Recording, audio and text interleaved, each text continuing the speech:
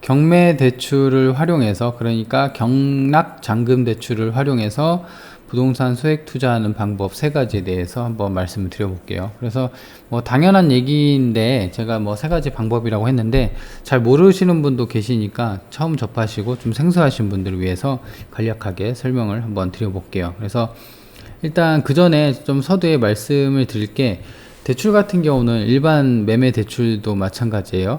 어떤 정부 정책이나 그 다음에 본인 신용도, 자산 부채, 그리고 해당 경매 물건의 용도, 그 다음에 용도라고 하면은 그거예요.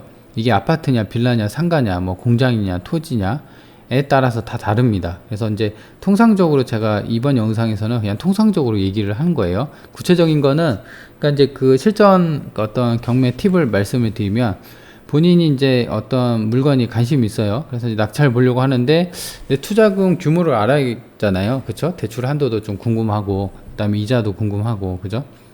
그래서 그렇게 궁금하면은 해당 물건지 인근 법원 있죠? 그래서 경매 사건이 진행되는 날 오전 일찍 가면은 대출 상담사분이 있어요. 그래서 그분들한테 여쭤보면 돼요. 그죠? 그래서 실전 팁, 입찰하기 전에 경매 대출 알아보는 실전 팁 한 가지 알려드렸고, 그래서 일단 그리고 또 한 가지는 그 보통 일반 대출 있죠. 일반 매매 대출은 매매가 대비 보통 한 50에서 60% 정도 나와요. 근데 경매 대출, 경락잔금 대출 같은 경우는 통상적으로 70에서 많게는 90까지 나와요. 보통 한 70에서 80% 정도 나오는데, 거기에서 뭐 본인 신용도도 얹혀서, 신용이 좋다고 하면, 그리고 연봉도 괜찮다고 하면 본인 신용도도 얹혀서 한 10% 정도 더 나오거든요. 그렇게 되면 90% 정도 나오는 거죠. 그래서 그렇게 어떤 통상적인 얘기를 말씀을 먼저 드리고 설명을 드려볼게요. 그래서 이제 첫 번째, 부동산 소액 투자를 할 수 있는 그 방법 첫 번째는, 일단 일반 매매는 좀 쉽진 않고, 그죠? 경매 물건으로 좀 싸게 사야 됩니다. 그러니까 경매 물건 같은 경우는 보통 이제 고가 낙찰되는 물건 같은 거는 빼는 거예요. 고가 낙찰이라고 하면 뭐가 있겠냐면은 보통 이제 재개발 지역 아파트, 그쵸?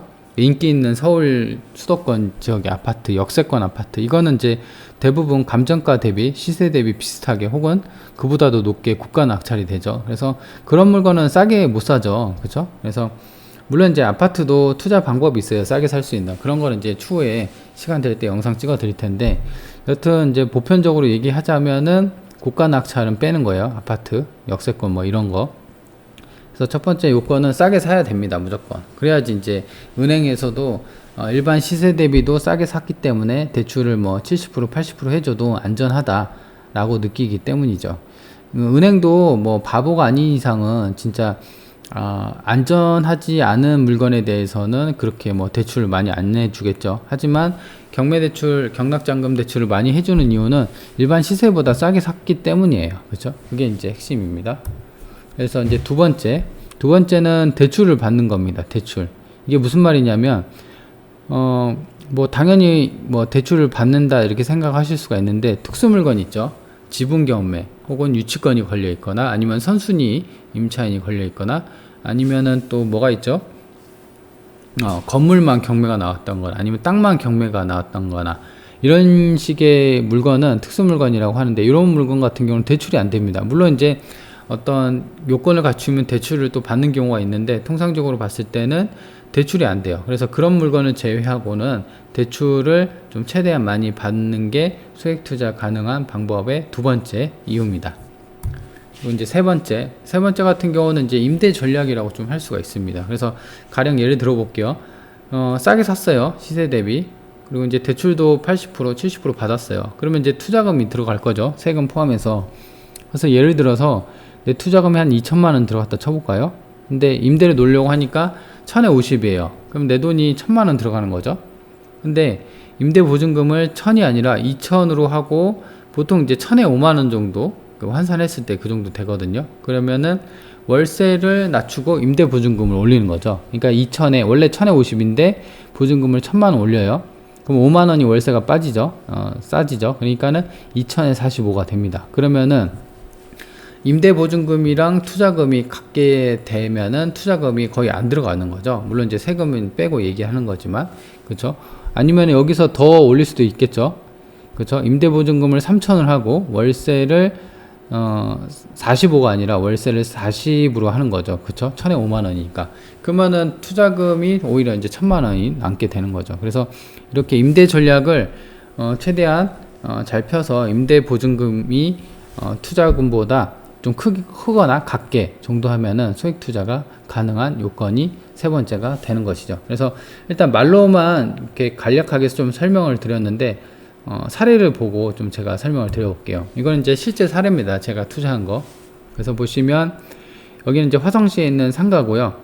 그래서 요거 같은 경우는 이제 용도는 사무실이고 전용이 26평이에요. 좀 작은 소형평수 상가. 중심복합 어떤 이게 8차선인가 그래요. 그래서 복합 단지 구분 상가. 요거 하나만 경매 나온 건데 제가 샀어요.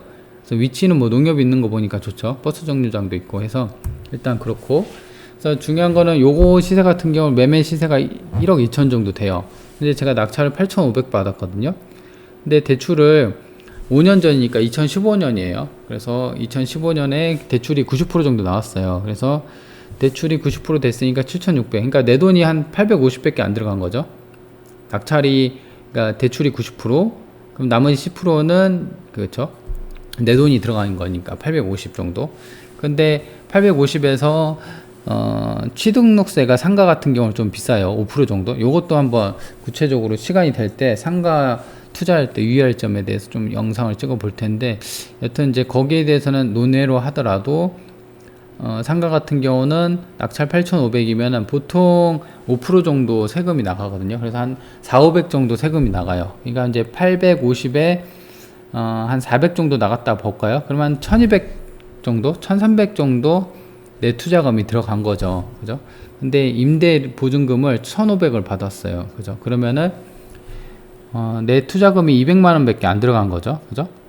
그리고 월세를 60만원 받았어요. 근데 대출 7,600에 대한 이자는 지금 한 20만원 정도밖에 안 나가거든요. 그러니까 이제 정리를 하자면 이렇게 되는 거죠. 투자금은 200만원. 아까 제가 말씀드렸죠.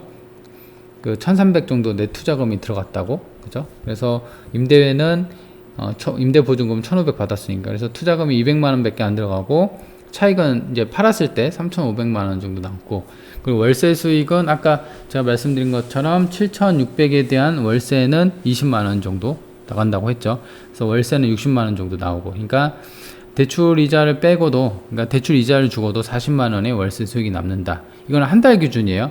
근데 연으로 따지면은 480이죠. 1년에 받는 월세가. 그러면은 투자금이 거의 회수가 돼버리죠. 이미 이제 회수가 됐는데, 그쵸? 이미 200만원이 내 돈이 현금으로 좀 들어왔는데 또 이제 480이 되니까. 그쵸? 그래서 이런 거 같은 경우는 물건이 있으면 많이 사두는 게 좋죠. 그쵸? 요 상가 하나에서 월세가 40 들어와요. 그러니까 3개만 사면 120이에요 10개 사면 400이고. 그쵸? 이게 이제 경매의 가장 큰 장점이죠. 근데 아까 제가 말씀드린 통상적인 게 아니죠. 지금 현 상태에서는 대출이 90%니까. 그러면은 10%만 더 해볼까요? 그래도 투자금이 1,000만원이에요. 200에서 아까 850이니까 대략 한 1,000만원 정도 들어가죠. 그러면은 2년치 월세, 그러니까 1년에 480 정도의 월세가 들어오죠. 근데 2년치 월세면 벌써 1,000만원이 넘어가잖아요. 그죠? 그러니까 2년치 월세만 받으면 투자금이 거의 제로에 가까워진다. 그리고 향후 팔았을 때는 3,500.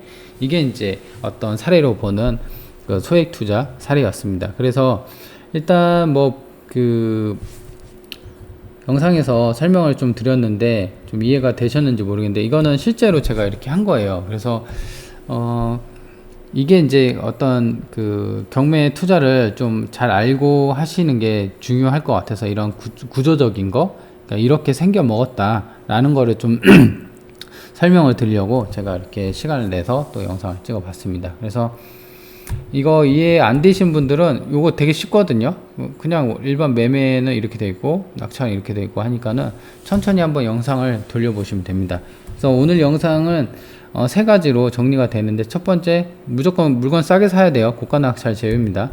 대출 많이 받고, 그 다음에 임대 전략 잘 펴야 된다. 이렇게 세 가지로 정리가 되겠습니다.